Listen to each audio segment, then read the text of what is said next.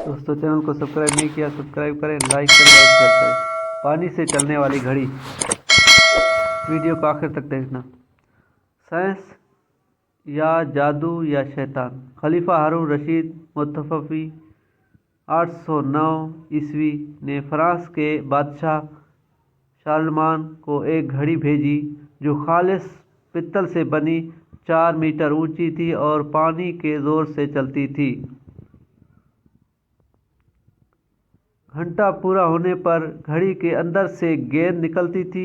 2 घंटे होने पर 2 गेंदें, 3 घंटे होने पर 3 गेंदें निकलती थी। गेंद निकलने के वक्त खूबसूरत आवाज़ पैदा होती थी।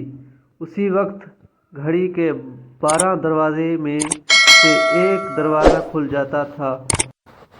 उसमें से घोड़े सवार निकलते थे जो घड़ी के दायरे का चक्कर लगाकर वापस उसी जगह दाखिल हो जाते थे।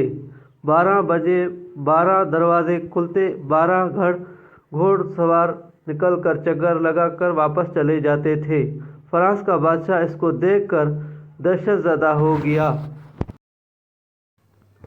इसके पादरियों ने कहा कि इस घड़ी के अंदर शैतान है जो इसको अंदर से चला रहा है। वो सब मिलकर रात के वक्त घड़ी के पास आए कि शायद शैतान सो गया होगा। उन्होंने घड़ी खोल डाली। अंदर से सिवाय घड़ी के आलात के कुछ ना मिला। बादशाह बहुत परेशान हो गया कि एक नायाब शय खराब कर दी। उसने मुल्क के तमाम माहिर व तजुर्बाकार जमा किए मगर कोई दुरुस्त न कर सका। किसी ने मशवरा दिया कि खलीफा हारून रशीद को पैगाम भेजे, वो किसी मुसलमान कारीगर को भेजे जो इस घड़ी को दुरुस्त कर दे।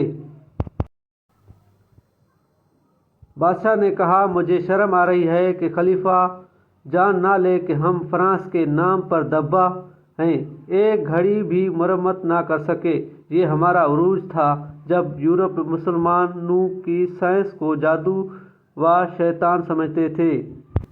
दोस्तों, हमारा माजी के मुसलमानों का ये इल्म देखो कि कैसा उस दौर कुछ भी आलात ना थे, ना कोई साइंस थी, कैसे इस लोगों ने घड़ी तैयार की। और आज का हमारा मुस्तकबिल है तो वीरान है, यूरोप हम पे हावी है।